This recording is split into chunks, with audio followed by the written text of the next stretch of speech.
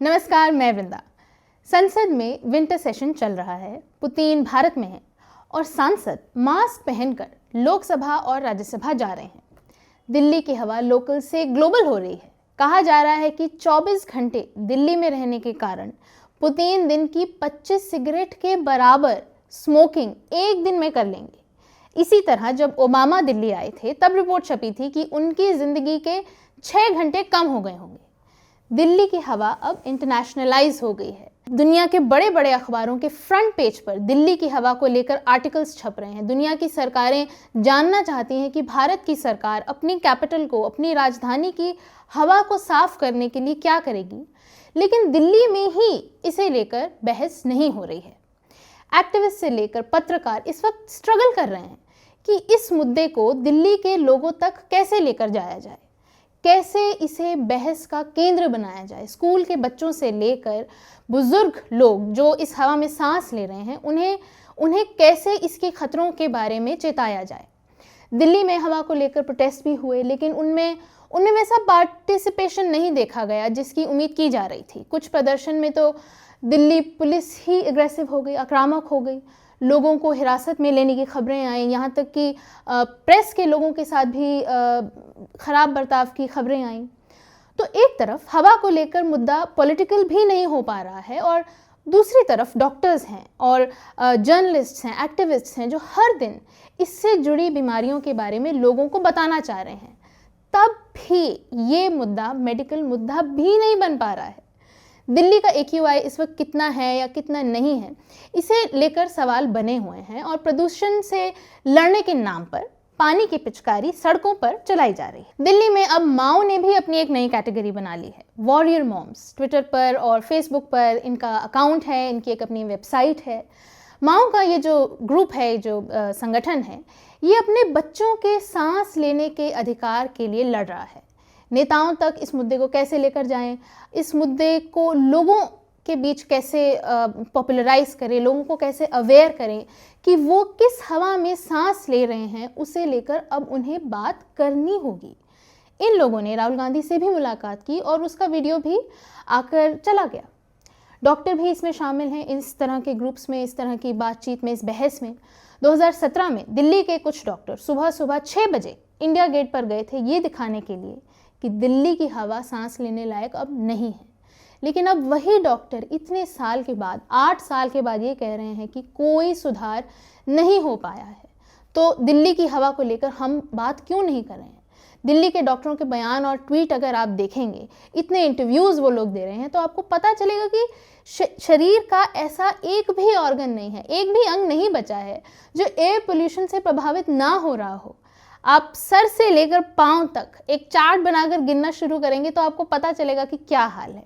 क्या आपको पता है कि आपके सर पर अगर जो बाल झड़ रहे हैं, जिसके लिए आप इतने तेल लगाते हैं और दवाइयाँ लेते हैं, डॉक्टरों के पास जाते हैं, नुस्खे टोटके सब करते हैं, इसके पीछे एक जिम्मेदार हवा भी है, खराब हवा भी है। बालों से आगे चलते हैं, दिमाग की बात करते हैं। एयर पोल्यूशन ब्रेन फॉग करता है, यानी आपको कन्फ्यूजन होता है, आप अचानक चीज़ें भूल जाते हैं, कंफ्यूज हो जाते हैं, रास्ता भूल सकते हैं, ये चीज़ कहाँ रखी थी, वो चीज़ कहाँ रखी थी, भूल सकते हैं। डिमेंशिया यानी जो गंभीर बीमारी है, भूलने की बीमारी है, उसका खतरा भी एयर पोल्यूशन के कारण बढ़ जाता है। ब्रेन स्ट्रोक का चांस बढ़ जाता है। अब आते हैं आँखों पर, दिमाग से नीचे आँखों पर। आँखों में एलर्जी, लाल होना, बच्चों की नज़र कमज़ोर होना, ये सब भी खराब हवा के कारण हो सकता है। आँख से आ जाइए नाक पर। नाक में एलर्जी, गले में खराश, ये सब तो आम है, सब इससे गुजरते हैं। फिर कुछ दिन बाद हमारे शरीर को आदत हो जाती है, फिर हमारा गला ख़राब होना बंद हो जाता है। लेकिन अगर आप दिल्ली के बाहर से दिल्ली आते हैं तो आपको आते ही पता चलता है कि हवा कितनी ख़राब है। पत्रकार भी अपनी तरफ से लिख देते हैं और लोग शिकायत करते ही रहते हैं। आँख और नाक के बाद अब नंबर है गले का। गले के रास्ते, फेफड़ों में होने वाले नुकसान के बारे में डॉक्टर लोगों को चिता कर थक गए हैं, लेकिन लगता है किसी को अब कोई फ़र्क नहीं पड़ता। अब तो दिल्ली में मास्क लगाना भी कम हो गया है। आपको बहुत कम लोग नज़र आएंगे कि जो मास्क लगाकर घूमते हैं, और छोटे शहरों में जो दिल्ली के आसपास हैं वहाँ तो आपको मास्क नज़र भी नहीं आएगा। आपके लंग्स तक अगर PM 2.5, 10 और PM 1 चला जाए तो इसका नुकसान एक बार के लिए नहीं होता है, हमेशा के लिए होता है। PM1 की तो हम बात भी नहीं करते हैं, क्योंकि ये इतना बारीक होता है कि इसे ठीक से मॉनिटर भी नहीं किया जा सकता। लेकिन इसके कारण भी आपके फेफड़ों को नुकसान होता है। दिल की बीमारी और BP की जो परेशानी होती है उसका रिस्क बढ़ जाता है। लेकिन हम पहले ठीक से रुककर ज़रा फेफड़ों की बात करें। दिल्ली की हवा का प्रदूषण जब जब आपके लंग्स में जमा होता है तो एलर्जी, अस्थमा, ब्रोंकाइटिस और लंग कैंसर का खतरा बढ़ने लगता है। सिर्फ उनका नहीं जो स्मोक करते हैं, लेकिन अब तो दिल्ली में उन्हें भी लंग कैंसर हो रहा है जो सिगरेट नहीं पीते हैं।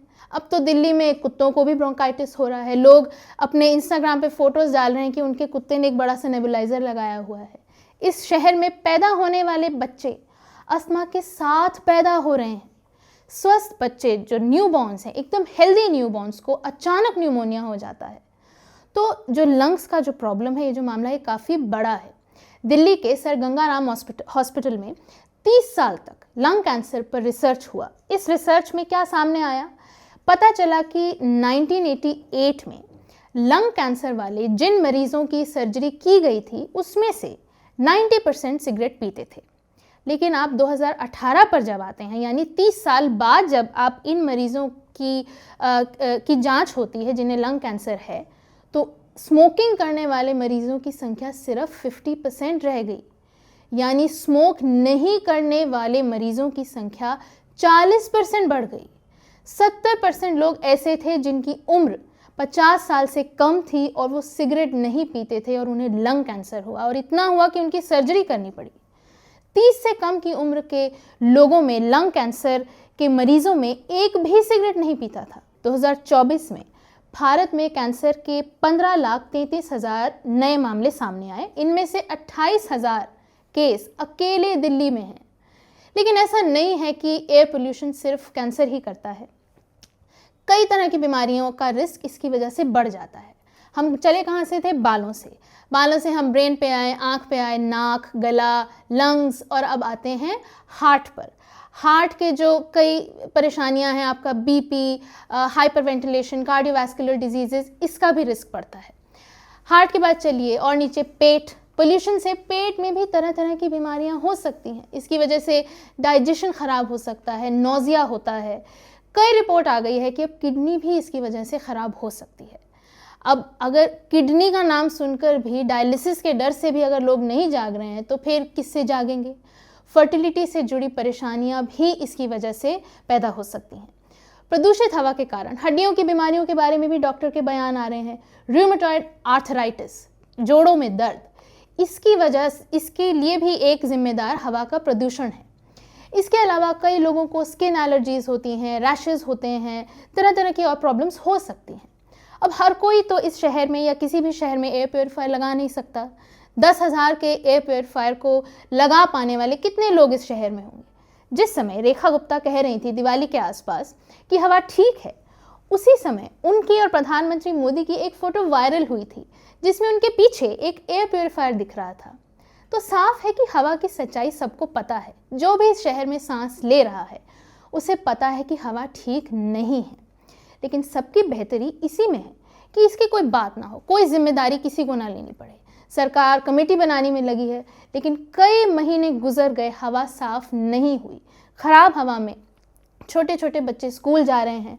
ऑन एंड ऑफ के नाम पे कभी कोई न्यूज़ आती है, कभी कोई बात बता दी जाती है। दिल्ली में कंस्ट्रक्शन जो है वो चालू है, रुक नहीं रहा है। जो प्रतिबंध लगने चाहिए, ग्रैब के जो रेगुलेशंस हैं जो लागू होने चाहिए, वो क्यों नहीं लागू हो रहे हैं? और दूसरी बात यह कि ये सिर्फ दिल्ली का मामला नहीं है, छोटे शहरों की हवा भी बहुत ख़राब है। आप याद रखिएगा, छोटी बीमारी का बिल भी छोटा नहीं होता है। छोटा बिल किसी बीमारी का नहीं होता है, हर बीमारी का बिल बड़ा ही होता है। अभी हमने अंगों के हिसाब से, ऑर्गन्स के हिसाब से आपको बीमारियों की लिस्ट बताई है, लेकिन अगर बीमा के हिसाब से आपको बताएंगे, आप पता करेंगे, तो आपको अलग टेंशन हो जाएगी, नई एक परेशानी खड़ी हो जाएगी। OPD वाली बीमारी का बिल भी बढ़ रहा है। कैंसर, किडनी और लंग्स की बीमारियों के स्पेशलिस्ट डॉक्टर की मांग करते हैं। आपको डॉक्टर के पास जाना पड़ता है, आप खुद घर में काढ़े पीकर ठीक नहीं हो सकते हैं। उनका बिल लाखों में भी जा सकता है। OPD से आपको कौन अंदर एडमिट कर लेगा आप नहीं जानते हैं।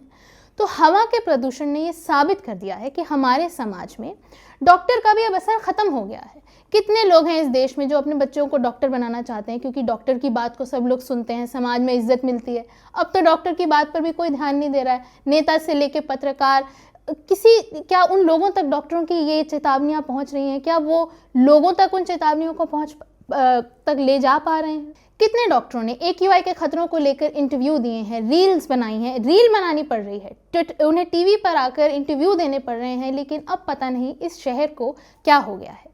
बीमार भी है और कहता भी नहीं है कि बीमार हो गया है। नमस्कार, मैं वृंदा।